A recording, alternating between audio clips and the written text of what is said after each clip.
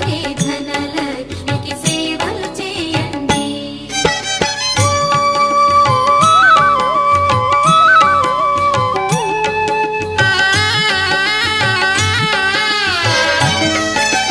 సౌభాగ్యములను గూర్చే తల్లి సౌభాగ్యలక్ష్మి ధన కనకాదుల నొసగే తల్లి